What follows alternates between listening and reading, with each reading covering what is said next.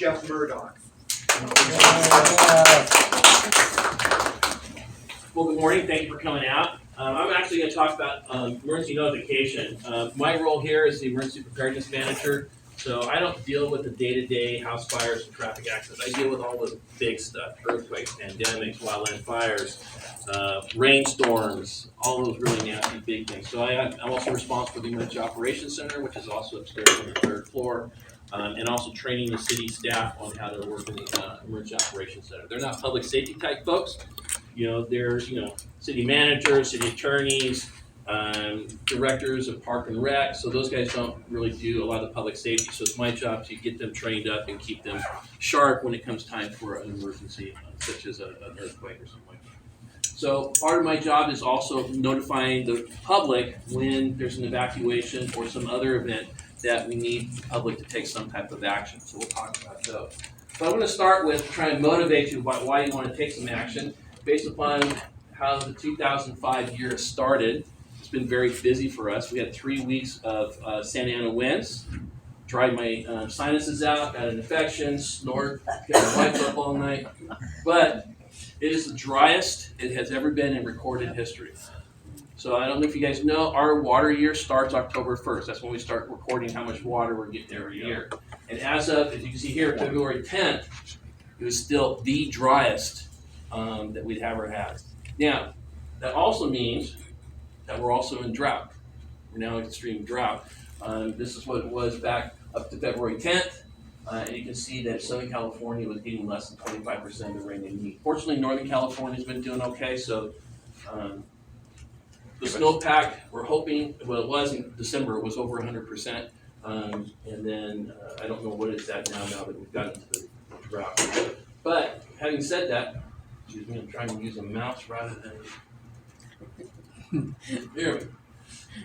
All right, so just to give you an idea, this is the temperature outlook for the next 6 to 10 days. Now, this is above normal, so it's not going to be 100 degrees. Don't look at this and go, oh, it's going to be 100 degrees. Our temperature here is usually in the high 60s, low 70s, so you're probably going to see it going to be more towards the middle 70s or the high 70s. I don't think it'll get into the 80s, but the point here is that we're not going to be, nice and cool like we normally are in February. This is the 6 to 10 day precipitation outlook, and right now we're looking at no rain for the rest of February. We're still hoping. March is usually our wettest time of year, so we're still hoping that we'll get some additional rain, but we're going to continue to be dry. One of the things we look at is the fuels. Those grasses, when they die, they still have a certain amount of moisture in them. The Santa Ana's really dried them out. Fortunately, we got about 2 inches of rain last week. That's helped, but if we don't get more rain for the rest of the year, things are going to be pretty dry, pretty flashy fuel. So, one of the things we want you guys to be is prepared. And one of the ways that we let you get information about what's going on is through Alert San Diego. It is the county's reverse 911 system. Using Alert San Diego, you need to register your cell phone. How many people still have landlines? There's a couple. It's not very many. So what I usually tell people is, congratulations, those of you who have landlines are going to get the call. Those of you who don't, you need to register your cell phone. If you haven't registered your cell phone, I can't reach you. Okay? It's really easy. You go online to alertsandiego.org. I think there's some stuff in the back there. Alertsandiego.org, and right here where the arrow's pointing, there's a thing that says register for emergency alerts. You basically put in your phone number and you can attach an address to your cell phone number. If that address falls under some type of evacuation or other notice, when we send you that reverse 911, you'll get that message. You can also put in an email if you want to, so we can send you emails as well. The other nice thing about it is, unlike your landline phone that is only at home, with your cell phone, even if you're not at home, because your cell phone's attached to that address, you'll still get that message. If you're at the mall, you'll get the message. If you're on vacation in New York, you'll get the message and call your neighbor, hey, don't forget to take my dog when you leave. Okay? The other nice thing is you can attach multiple addresses to that number. So if you have kids in school, you can put their school address in your phone. or attach the number to your phone. If you have a parent that you're taking care of, you can also put their address and attach that to your phone number. You can put your work address as well. So if your work is being evacuated, you'll get the notice. If you think your manager might, ignore you or not let you go, then at least you'll have a notification. Questions on that? Just last May, we introduced a new program called Genesis Protect.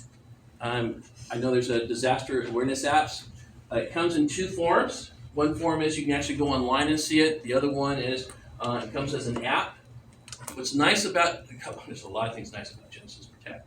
The first thing is you'll notice that all these zones are different shapes. They're not one shape. The old way we used to do it, we had a grid, just like a Thomas. You guys remember the Thomas guys? It basically was a grid. We had a public safety grid. We would evacuate by grids, and sometimes we were evacuating people that didn't need to be evacuated. Because sometimes, like for example, we only wanted to evacuate people on the east side of the freeway, but the grid covered both the east side and the west side. So when we evacuated that grid, we were also evacuating people on the west side. So now it uses geographical boundaries. When we sat down with this, we could actually talk to the Genesis about how to make these. You'll notice, like for example, here's Lake Hodges, and you can see around Lake Hodges, here's one zone and here's another zone. Well, if there's a fire coming this way, the chance of it jumping Lake Hodges when Lake Hodges is full is small, so we might not want to evacuate that side. Where before we might be evacuating this whole area, we can now basically narrow it down to the areas that we want. Make sense? How many people have no clue what we're talking about right now with the app? It's okay. I'm going to get there. Okay. Yeah. I saw a few looks. Yeah. So with the app, remember with Alert San Diego, right, I have to generate a message and do a reverse 911 call. So let me tell you how it works out in the field.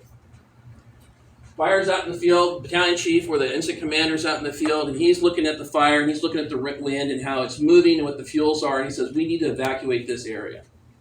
Law enforcement is responsible for the evacuations. Fire doesn't do the evacuations. Law enforcement will then take the information from the battalion chief, basically by discussing what the areas and what the evacuations routes are, and what they would then have to do with Alert San Diego is they have to basically say, okay, this is where we want, and this is the message we want. Then they call dispatch. Dispatch, hey, we need to do this reverse 911 message. And so they would give the dispatch. Dispatch would couple the computer screen, have to draw the maps on an electronic map. This is the area you want a message, type in the message. Unfortunately, we found it was taking 30 to 45 minutes to get the message out. Okay. Genesis Protect helps us speed that up.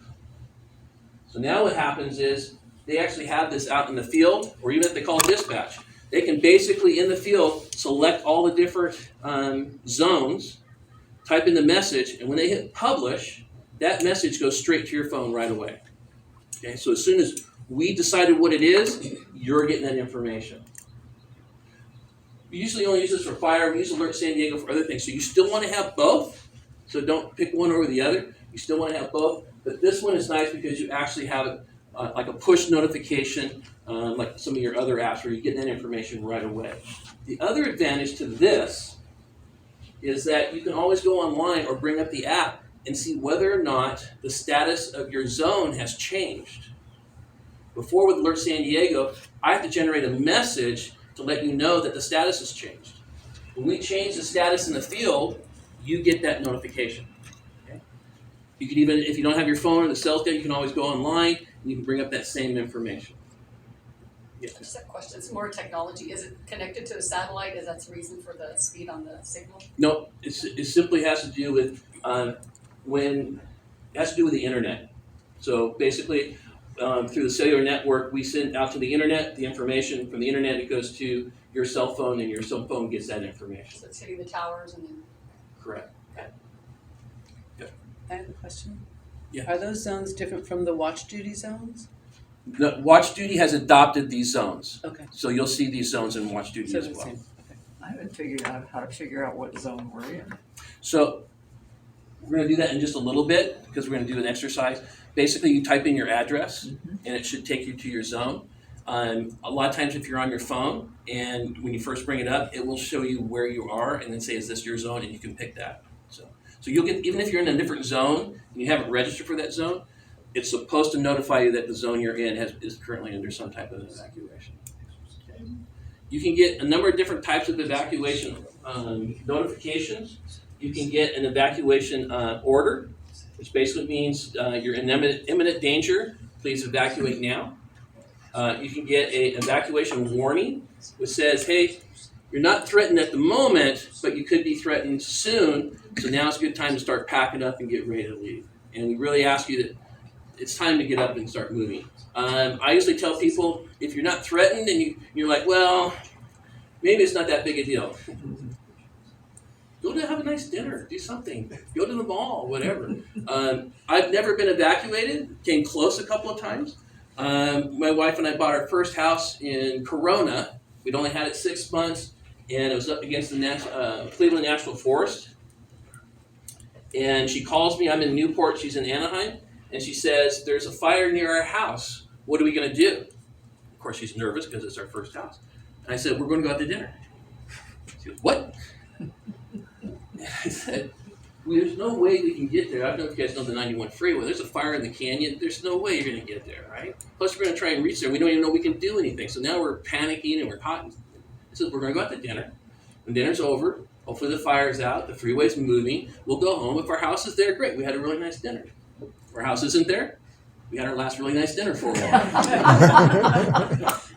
So a lot of times what we want people to understand is that we understand the panic and stuff, but when you get that evacuation warning, it's really important that you start working towards moving out. It's better to be prepared and be out rather than find yourself with a police officer knocking on the door.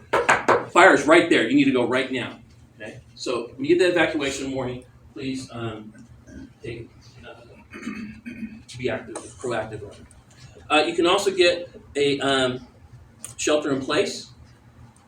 There are times when there's a big purple cloud or some other things going on, and we want you to shelter in place and not go out on the roads. It's probably safer for you to close your doors and stuff. And hopefully we'll provide you information about why we're asking you to shelter in place. We started using a new one recently. It's called an advisory. So we just recently used it. The Otay fire down in South San Diego was producing a lot of smoke and ash. And so it didn't threaten anybody, but the smoke and ash might be an issue for some folks. So they issued an advisory letting them know that there was smoke and ash coming from the fire. So these are ways that we would also use the Protect app.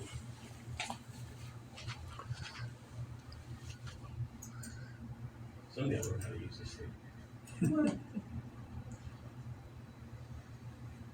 All right. This is a QR code. If you wanted to, you could actually bring this up on your phone. This takes you to the website, and when you bring up the website on your phone, it should look something like this.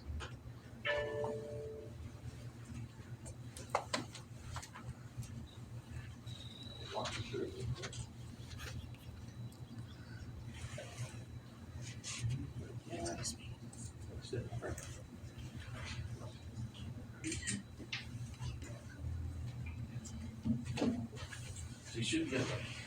Not like I wanted to. Which time do I have? I'm good. As long as you need. Oh, really? If anybody needs help, put your hand up and we'll come help you.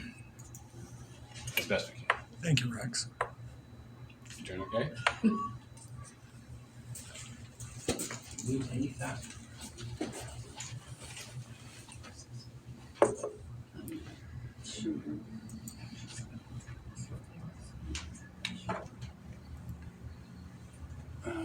So this button is going to let the program know where your location is, so you're consenting to sharing your location. Yep. You should go back to that. And it's saying that you're right here. Mm-hmm. And the zone is normal, so it looks like you're up to speed. And this will be the map right there. And this should show the zones. So you see something like this? Who needs help? This position's a little bit off. Very good. You would do this in the app itself as well, where you would simply type in the address, search for the address. So here we're at 1163 North. If I can type. That's it. Center City Parkway.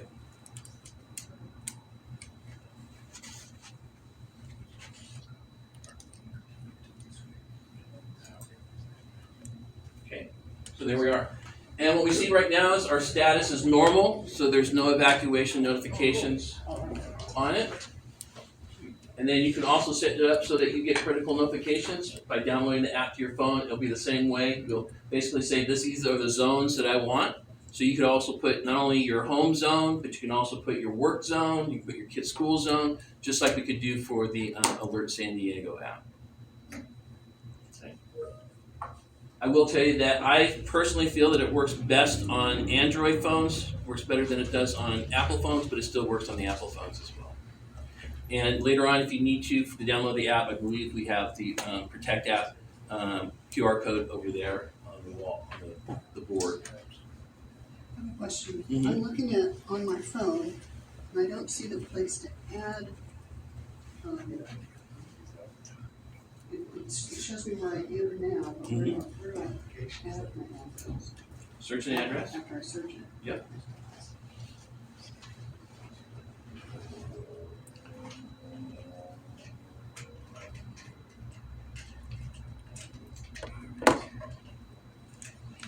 Okay, so this is online, so it's showing you now what's going on in your zone.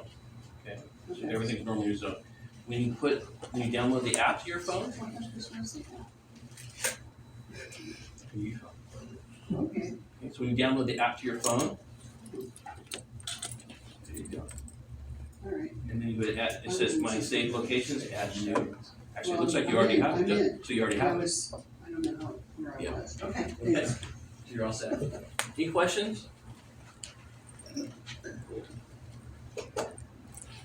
One of the other things I like about this Protect app, when I was in Carlsbad, years ago in Carlsbad had a sewer line break that was dumping into one of the lagoons. And obviously it's a protected lagoon, and whenever you're dumping sewer into a lagoon, the state doesn't like it and starts charging you money, fines actually. And so we used Alert San Diego to notify the folks in that area, hey, can you cut back on your toilet flushing and your sewer line usage? Give us a few days so that we can fix the line, get it faster without so much stuff coming out. And it worked really well. 2 weeks later, my boss at the time was at a meeting and was talking to a group of folks saying how great it worked, how well it worked, and how the citizens had responded well. And at the back of the room, one of my friends sometimes likes to ask really weird questions. At the back of the room, he basically raised his hand and said, hey, does that mean I can start flushing my toilets now? We're really good at notifying you a lot of times about what we need you to do, but sometimes we're not good about notifying you that everything's good. That's what I like about the Protect app. You can go online anytime you need to. You don't have to call 911 or anybody, and you can see whether or not the status of your particular zone has changed. How crucial is it to allow notifications versus allowing critical alerts on the app? What's the, So- notifications, are they just like having to Protect do- basically calls them critical alerts. Okay, Okay, your phone calls them notifications. okay, so So you they're don't two need different both. things. So I would say yes to both of them in this case. Okay, thank you. And I haven't seen any other notifications other than This is changes of zone great, information. that's They're what I not was gonna send you any curious. stupid stuff. Thank you, Yeah. thank you.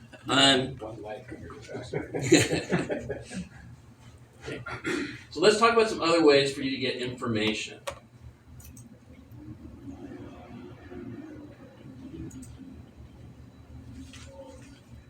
So these are emergency notifications.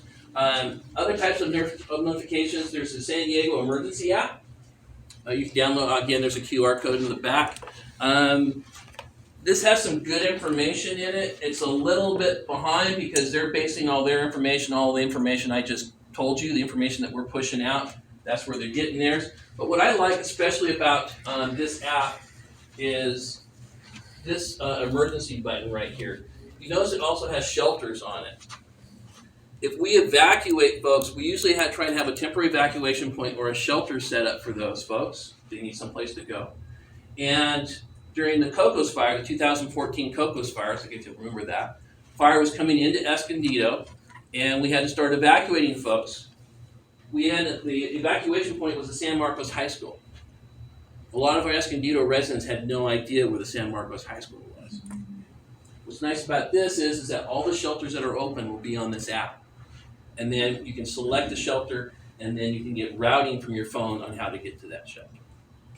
Sometimes I tell people, if you don't want to go to San Marcos, you might check and see if La Jolla's got a shelter open. They might have better food. So. Okay, so that's a nice thing about this app. You can also store some of your disaster information in here as well. So that is good. All right. There's another program. Someone else is going to go into it more detail than I am.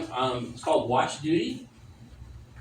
I have Watch Duty on my phone. I really, really like it. I do recommend it. It gives me an operational picture of what's going on. A lot of times, a fire will start in East County that I don't know about, but Watch Duty lets me know that there's a fire there. So from that point of view, it's great information. However, it's not necessarily vetted information. Okay, the things that we want you to do in Escondido, Watch Duty doesn't have that information. Okay, so we also post stuff to Facebook and Twitter. So you get information there, and also on our new designed website, we have ways of putting emergency banners on the website to let you know what's going on. So these are all options. So trying to wrap up my time since I'm running out. One of the things I wanted to say was 95% of all rescues performed in times of disaster or national emergency are performed by spontaneous rescuers, what we call neighbor helping neighbor. There's also a CERT program in Escondido that you're welcome to participate. San Marcos has most of the cities in San Diego, but our next class is in June, and basically it gives you some basic disaster information like disaster first aid, how to use a fire extinguisher, how to safely lift a refrigerator off of somebody, when you should turn the gas on and when you shouldn't turn the gas on. Our buddies in San Diego Gas and Electric, please don't turn the gas off if you don't have to, because guess who has to come out and turn them all back on again? Take them a long time. So that's all part of the class. We also talk about some disaster psychology. Everybody responds differently to a disaster, and we try and talk to you and let you go some ideas on how to deal with that. All right. I also show this picture because I want people to know I do practice what I preach. This is one of our CERT picnics, and I'm basically cooking hamburgers for the entire CERT team with no gas, electricity, just the sun. Oh, there's hot dogs in the other box over there. Okay. Here's my contact information. You can also go to the Escondido City website, go to the fire department, and under our organization, you can find my information and my picture as well. So that is my time. Any questions? With that, I'll pass it on to the next person. One question. What question? I'm sorry. So is this unique to Escondido, or do other cities have something similar? So it's countywide. It is countywide? Yeah, so if you live in Riverside County or another county, they have a similar program, but it's only for that particular county. So every city, every unincorporated area in San Diego County have these programs. Would this reach all the way to like where the Tijuana River is, or? It reaches all the way down to the border. Yeah, from east to west, north to south, it reaches the whole county. And Jeff, how far has Genesis Protect rolled out? It's statewide yet? It's not statewide, but San Diego County has it, Riverside County has it, LA I think has it. I don't remember. Not sure. LA County, but not LA City. But LA City, and Orange County hasn't adopted it yet, have Yeah, they? so there's as of like 6 months ago, 30 of the 56 counties in the state had Genesis. The other areas have, a lot of times it's ArcGIS mapping systems built into their county, which is how pretty much everybody used to do it. And so slowly but surely people are coming over to the Genesis. It makes things a lot easier, but at least for us at Riverside, having it is a huge benefit, because anything that is in our general area, we're going to be covered. Yeah, because we RV and we're camping and we're like, what are we looking for? Well, let's talk about it. If you're RVing or camping, if you're in Southern California, most places in California, that where you're at location will show up. Yeah. as part of the Alert San Diego, depending on how big the emergency is, we have the ability to also send notifications to your cell phone through cell towers. Okay, basically, if your cell phone is underneath a cell tower, whether you have registered your cell phone for that area or not, you'll get that message. That system is actually nationwide. The problem is not every jurisdiction has implemented it or wants to, but here in San Diego County, if the incident is big enough because it covers such a great area, we'll use WIA, so it doesn't matter whether your phone's registered or you have the Protect app or not, you're going to get that message. The other nice thing about WIA is we can put a time limit on it. So say there's an incident on the freeway. If you're driving up the freeway, if you drive up 30 minutes after we send it out, if the time limit is like 4 hours, when you drive in, you'll get that notification. Anyone that drives in within that 44 hours will also get that notification. So we have lots of ways. We still have the emergency alerting system, the one on TV and radio that says if this were an actual emergency. Yeah. We've got high-low alarms on many of our police vehicles now, so we can drive through a neighborhood with the high-low alarm going off. We still do door-to-door. So we use a lot of different ways of getting people the message. I have two questions, actually. How fast are the changes in an evacuation order? If that evacuation is canceled, how fast is that transmission? When the Best Fire happened, we're on the other side of Auto Parkway, but we got the notice to evacuate. We're a senior development, and you can't tell an old person to calm down. I'm old, so I can talk about these people. And then, like 5 minutes later, we get another notification. Well, maybe not. Yeah. And then So I can answer that question. So the Alert San Diego and the Protect app, worked perfectly. We had no issues with the Protect app. There was a bug in the alerting software that we didn't know about. And so what happened is, even though we only wanted that small, literally a square block to evacuate, the emergency alert app, the bug in it, sent it to every person in the Escondido database. So anyone who had their phone registered got that message.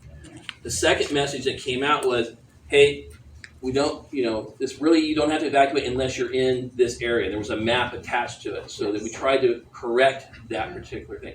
The second time when we sent it out, only the people that needed to get, because we now knew what the bug was, and we knew the workaround for the bug. That bug, is, last I heard, has not been fixed, but we have a workaround so that shouldn't happen again. So it was just a bug that got everyone the information. As far as being able to repopulate, so there's a difference between, this is something that fire guys need to answer better than I can. When the fire is out, a lot of people ask the question, how come I can't go in? The fire's out. There's not even any smoke. How come I can't go in? Well, there's still hot spots, right? We don't want you to step on a fireball or root ball and burn yourself. There's still lots of equipment lying around. There's hazardous material still lying around. San Diego Gas and Electric still has to go in and make sure the power lines are still good, make sure the gas lines are still good. So we can't let you in right away until we've had an opportunity to let all those people in to be able to make sure it's safe for you to go in. Once that's done, we can do it. That could be 4, 12, 24 hours before you get back. my second question, I was in the Baltimore earthquake, and the first thing that happened is all the cell towers were down. So how do we get notification? So it Being in earthquake country. So I've actually lived through that. I was actually in Baltimore when that earthquake hit. It was really interesting. Yeah. For me, it was like, what's the big deal? For them, it was like the world was coming apart. I was afraid people would know I was from California. I was actually on a plane. I landed in, I think it was it Dulles? I think I landed at Dulles Airport like an hour after the earthquake hit. And you know how it is, people have their cell phone turned off, and once the airplane lands, they turn them on. Every phone in the plane just went nuts because everyone was talking, texting. But,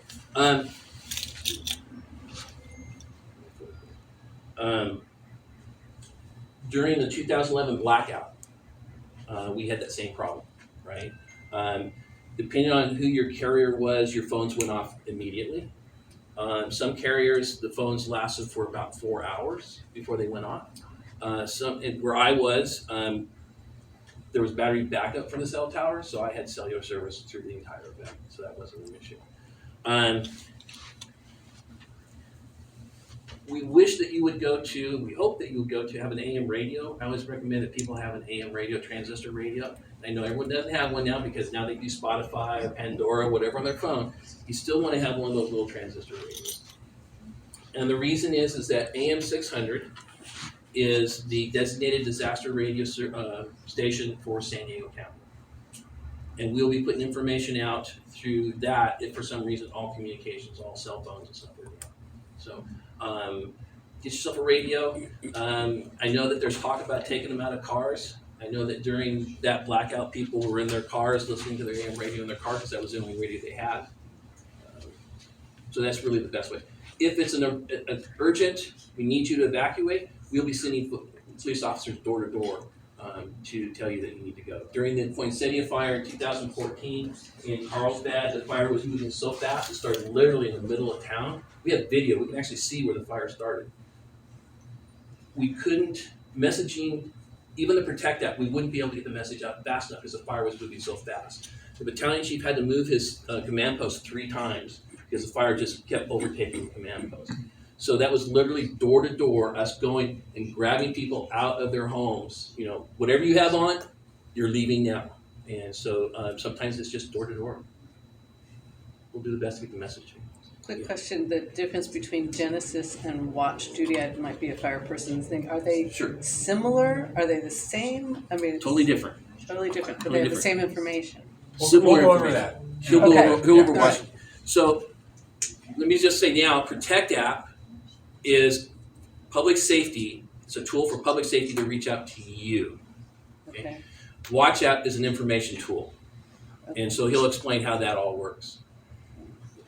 So I was just checking into how to sign up for that CERT training, Mhm. and all the information just leads to your email address. Yes, and so send me an email. So all the dates and times haven't been nailed down because we're getting instructors to fill in the different spots. So if you'll send me your email address or send me an email with your name, and what I'll do is I add you to our CERT email list. And as soon as we have all the dates, I'll respond to you, say I've added you to the list. As soon as the dates are ready, we'll send that out. And hopefully you can attend. I know sometimes people's schedules don't match, but it's 24 hours of training. That's the only thing. It's spread out over like 3 or 4 weeks. It's a really good class. These are good, yeah, it's really good.